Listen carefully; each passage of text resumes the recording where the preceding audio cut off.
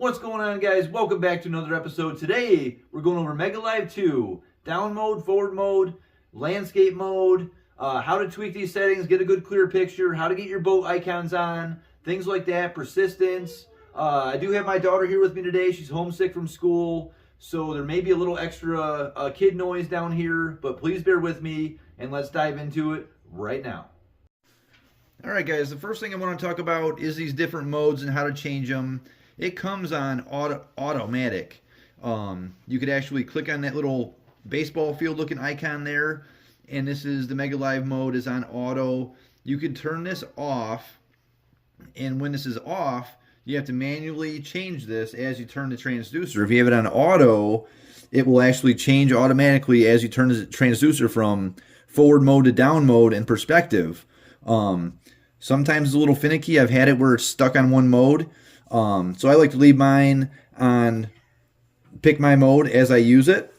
You got down mode, forward mode, hit that X off there. Of course, I have this on simulation, and then you can go to landscape mode also.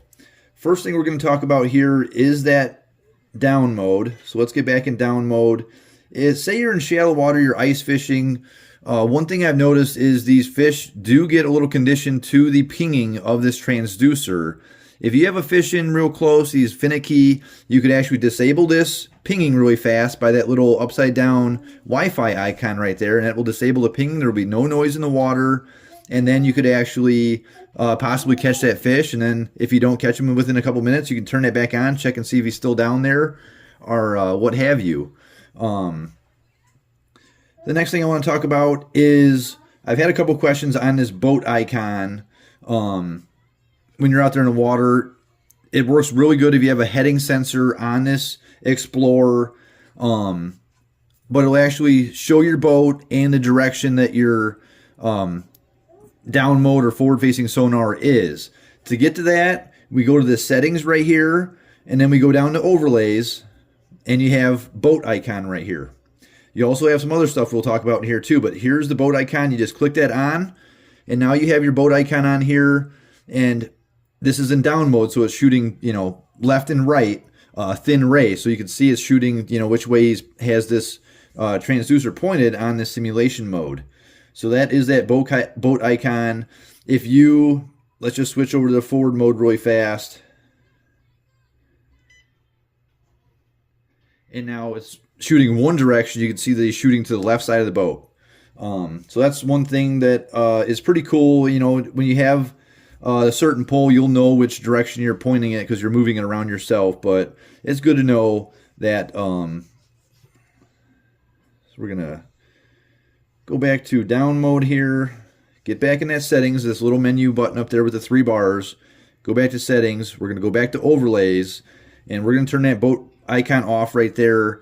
But there's another one thing in here that is really nice out there in the water. You can see the depth range over here on the right hand side, 5, 10, 15, 20, 25, 30, and it has the range going out to the left and right when you're in that water.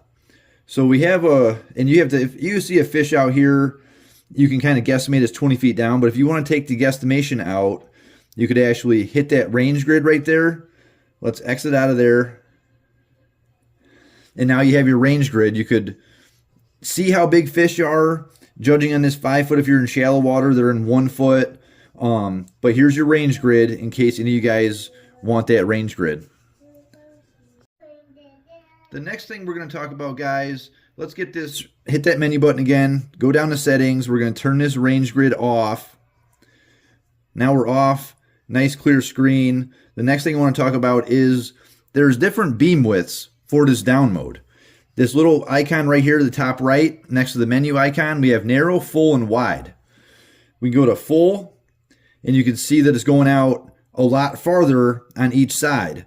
It also has wide, where it's literally going out 30 feet to the right and left and 30 feet down in the water. So you can see a lot more, which I've noticed when I've been out there on the ice. It's good to see those fish from coming from far away, and wide mode is really nice for seeing way out to the left and right instead of that very narrow beam. This is what it comes on from the factory.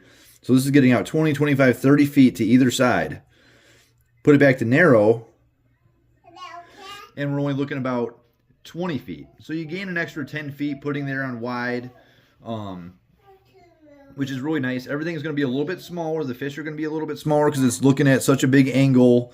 But it's something really cool, guys, that you could use out there in the water, getting in a wide mode, especially in shallow water. Say you're sitting in 10 feet of water, you're only going to be seeing about 4 or 5 feet on each side. You can switch that to wide mode, and you'll be seeing about 10 feet on each side. So you got pretty much a 20-foot span that you can see underneath that ice or underneath your boat out there in the water.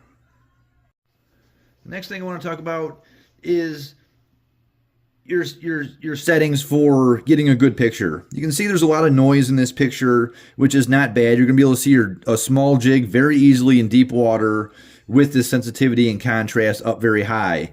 But to start messing and tweaking with these pictures to get a good picture out there in the water, and I've covered this before in other videos, but I just want to go over it once again since this is a Mega Live 2 full tutorial. We have an auto sensitivity and contrast right here. That does a great picture at clearing up that image. You can see just how much better it is just from that stock picture that came on the simulation mode. It cleared it up nice and perfectly.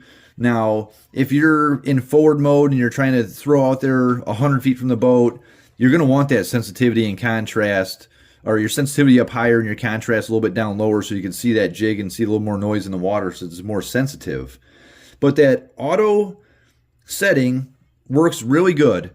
But if you want to dial it in even further, you have the first thing I like to mess with is a dynamic contrast. It comes on low from the factory. Balance is really good. When I'm in some clear water, I like to leave that on high. I've noticed in 8 out of 10 bodies of water that I've been on in the past 2 months, I've had this on high just to get a nice clear picture. And you don't have to have that clear picture. A lot of people love that noise and seeing a little more, detail and everything, but you get a lot. I like a nice black clear screen. So we have that on high. Now we can go back to our sensitivity and start tweaking this up or down depending on what you're looking for. You can get a little more noise, get that sensitivity up there a little higher. You could drop that contrast down. You're going to get a little more noise, but if you really want to get clearer picture, this contrast is going to go up. Sensitivity is going to go down a little bit. And play with it out there in the water, guys, because it's really going to depend on the body of water you're on. If it's got a lot of particulates in the water, it's very stained, you can only see 6-inch visibility, you're going to want to turn that sensitivity down a little bit more. If you're on a ultra clear water, it can come up a little bit. So really, it's like the old TVs, guys. Get out there in the water, adjust that a little bit either way to see how to get that picture the clearest is the best way to say. We got a lot of sonar colors here. This is the normal color, the Alabama Amber, the classic Mega Live, and color there is. I've been using nothing but the Doppler. For some reason, I've just really fell in love with this Doppler. You can see the hard returns, the weak returns in different colors. It's not all one color, so it's really up to you guys on what you're, what you like. Some people like all different colors. For some reason, I like this Doppler color. It just stands out at me a lot, and I can just understand everything in the picture a little bit better. The red comes back, the solid return. Say this wood down here, the edges are more of a blue, and when a fish comes in, the body of the fish will be a blue. You can see a little fish right here off that log. The outside's blue, the inside of the body's red. Really good solid return. So persistence mode, guys, is where you see a trail behind anything that moves. So if a fish is moving from the left to the right, you're going to see a trail behind it on the left-hand side. If you're dropping a jig down, you're going to see a trail behind that jig. To put on persistence, you hit that menu button once, go over here to settings, click on persistence. It's got a couple different options. You turn the persistence on, and then it has low, medium, and high. You can see as it turns, it's leaving trails behind that stick down there. And you can turn it up even higher, medium and high, which is going to leave a long trail behind anything that moves. I'm not a huge fan of persistence. You can kind of see which way everything is moving. But, when you're jigging fast and you want to see your jig dropping down, fish moving up really fast, you can kind of see those trails which is pretty cool for certain situations. I leave mine off, but that is one more tool in the arsenal. Next thing I want to talk about is your range. You got your range right here, which is very nice to have on the screen. These quick keys, you could adjust as up or down right here.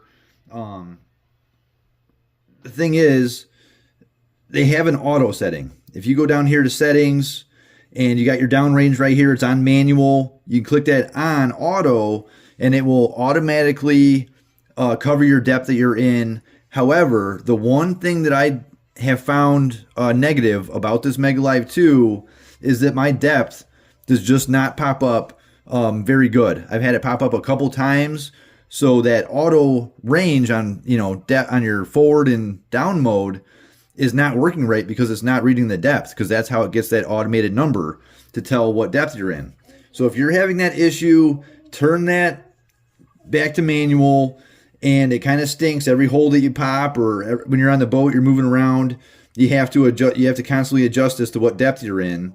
But that is the best way to do it, and you can get it even closer. So say you're in 30 feet here, it would probably, the automatic would probably be at 40.